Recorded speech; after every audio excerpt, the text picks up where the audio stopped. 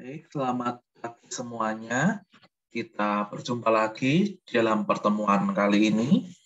Dalam pertemuan kali ini kita akan membahas mengenai pengertian negara, warga negara, penduduk, serta hubungan antara hal tersebut dengan konstelasi kewarganegaraan.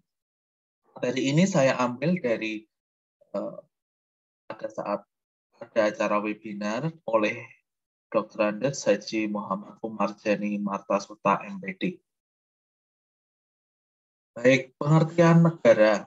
Negara adalah suatu alat atau wewenang yang mengatur atau mengendalikan persoalan-persoalan bersama atas nama masyarakat. Ini menurut Roger. Sedangkan menurut Harold Gillespie, negara adalah suatu masyarakat yang diintegrasikan karena memiliki wewenang yang memaksa dan secara terpisah lebih agung daripada individu atau kelompok yang merupakan bagian dari masyarakat. Jadi, negara dapat diartikan suatu kelompok yang bekerja sama untuk mencapai suatu keinginan bersama. Dari pengertian yang pertama dengan yang kedua ini, ada keterkaitan bahwa negara adalah suatu kumpulan dari individu atau masyarakat.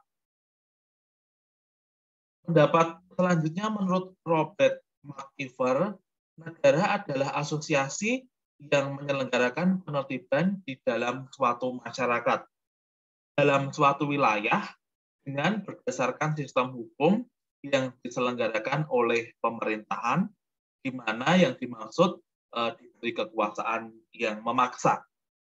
Jadi ada hubungannya juga ya di sini, negara adalah kumpulan masyarakat yang mempunyai pemerintahan begitu, dengan pemerintahan mendapat wewenang untuk berkuasa dan bersifat memaksa. Jadi pendapat pertama, kedua, ketiga hampir mirip. Lalu pendapat yang lain, negara adalah suatu masyarakat yang mempunyai masyarakat dalam penggunaan kekerasan fisik secara sah dalam suatu wilayah. Jadi Max Weber mengemukakan bahwa negara adalah suatu masyarakat yang mempunyai masyarakat dalam wewenang menggunakan kekerasan fisik. Bisa melaksanakan kekerasan di suatu negara, suatu wilayah tertentu. Nah, lalu negara adalah suatu daerah yang diperintahkan oleh sejumlah pejabat yang berhasil menuntut dari warga negaranya ketaatan pada peraturan perundang-undangan. Nah, ini ada monopolistis dari kekuasaan yang sah. Jadi ada juga pendapat mengenai negara, yaitu perserikatan yang melaksanakan pemerintahan hukum yang mengikat masyarakat dengan kekuasaan yang memaksa untuk ketertiban sosial. Di beberapa pengertian ini ada beberapa unsur ya. Negara itu tadi sudah ada rakyat atau masyarakat, atau manusia atau individu, dan ada juga wilayah. Jadi di sini unsur-unsur negara itu adalah yang pertama ada bersifat konstitutif, yaitu ada wilayah, ada penduduk, ada pemerintah, dan ada kedaulatan. Sedangkan bersifat deklaratif, yaitu berisikan unsur-unsur konstitutif yang menunjukkan adanya tujuan negara, tujuan diselenggarakan suatu negara, ada undang-undang dasar, serta ada pengakuan dari negara lain, baik itu de jure atau de facto. Selanjutnya sifat-sifat negara ini kita sudah bisa tahu, ada sifat memaksa, yaitu mempunyai kekuasaan untuk memakai kekerasan fisik secara ilegal, bisa ada sifatnya monopoli, negara dapat menyatakan bahwa suatu aliran kepercayaan dilarang atau disebarluaskan begitu, lalu sikap atau sifat mencakup semua. Jadi semua peraturan perundang-undangan berlaku untuk semua orang tanpa kecuali. Jadi dalam satu negara tidak ada suatu kolusi ataupun nepotisme. Lalu negara berdasarkan Undang-Undang 1945 pasal pertama, di sini ada beberapa ayat yang mengatakan bahwa negara Indonesia adalah negara kesatuan yang bentuk republik. Yang kedua, kedaulatan berada di tangan rakyat dan dilaksanakan menurut Undang-Undang Dasar. Lalu ayatnya yang ketiga, negara Indonesia adalah negara hukum. Nah, ini mempunyai arti bahwa negara Indonesia berbentuk negara kesatuan atau negara kesatuan yang berbentuk republik. Sedangkan negara Indonesia juga termasuk negara hukum. Jadi negara Indonesia tidak istilahnya menganut adanya hukum atau semua peraturan yang ada di Indonesia harus ditaati oleh semua warga negara. Lalu kita ke pengertian warga negara, di sini menurut Purwodarminto, warga negara adalah penduduk sebuah negara atau bangsa yang berdasarkan keturunan, bisa tempat kelahiran, dan sebagainya. Mempunyai kewajiban dan hak penuh sebagai seorang warga negara dari negara itu. Jadi warga negara adalah bagian dari negara. Jadi penduduk bisa dimaksudkan seperti bagian dari suatu negara selain wilayah dan pemerintahan. Jadi warga negara adalah orang yang secara hukum merupakan anggota dari suatu negara.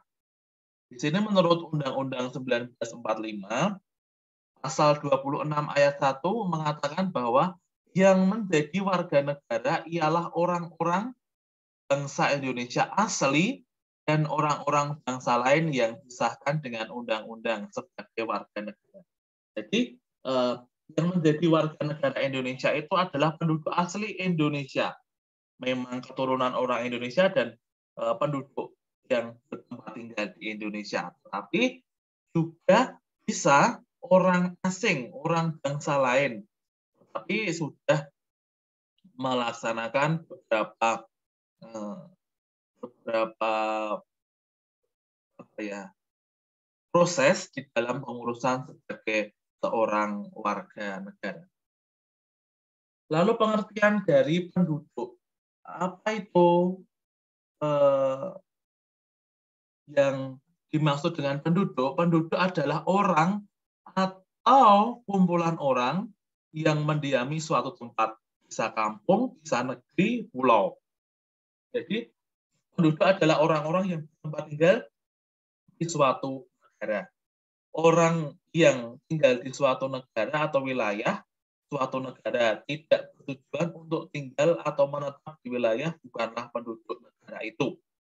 Nah, jadi di sini menurut pasal 26 ayat 2, penduduk ialah warga negara Indonesia dan orang asing yang bertempat tinggal di Indonesia. Jadi penduduk itu adalah ya warga negara Indonesia dan juga penduduk asing. Kalau tadi warga negara adalah orang-orang bangsa Indonesia asli, kalau penduduk itu adalah ya warga negara dan orang asing. Jadi intinya penduduk itu orang yang mendiami suatu tempat.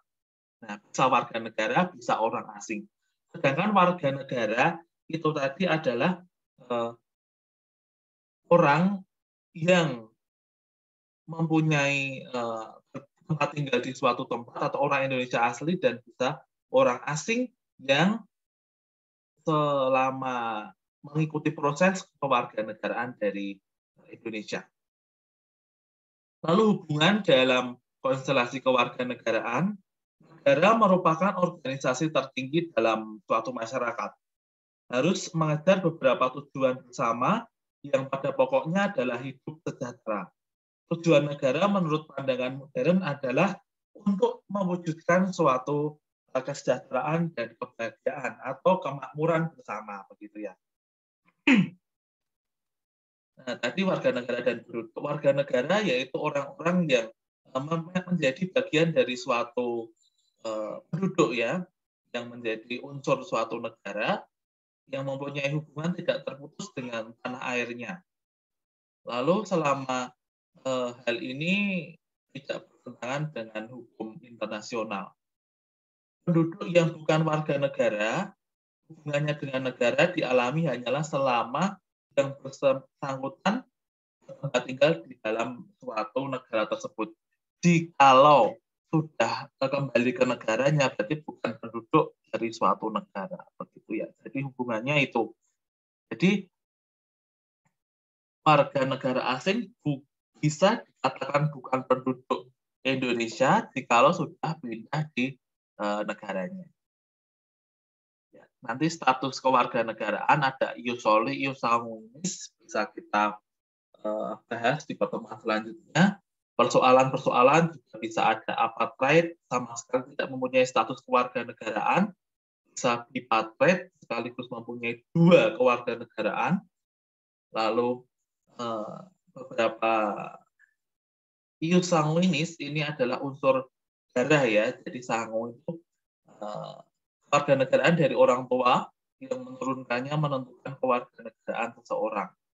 Nah, jadi ada beberapa negara yang menganut asas-asas ius sanguinis. Lalu ius soli ini kewarganegaraan seseorang ditentukan melalui tempat atau daerah di mana dia dilahirkan. Nah, nanti beberapa penentuan kewarganegaraan bisa dibahas di materi-materi selanjutnya. Ada pewarganegaraan atau naturalisasi, ini biasanya adalah dari orang asing yang ingin menjadi warga negara. Lalu tadi problem kewarganegaraan, ada bipartite, ada apartheid, adalah seseorang yang mempunyai kewarganegaraan ganda atau bisa jadi orang yang tidak bisa mempunyai kewarganegaraan sama sekali. Nah, nanti masalah-masalah itu bisa diselesaikan dengan proses naturalisasi begitu. Materi-materi yang belum saya jelaskan secara rinci nanti akan dibahas melalui diskusi-diskusi dengan kelompok. Baik, demikian dari saya untuk pertemuan kali ini mengenai warga negara, penduduk, dan rakyat bisa dengan negara. Semoga video ini bermanfaat. Kalau ada pertanyaan bisa menuliskan dalam chat. Demikian yang bisa saya sampaikan. Terima kasih atas perhatiannya. Selamat pagi dan Tuhan memberkati.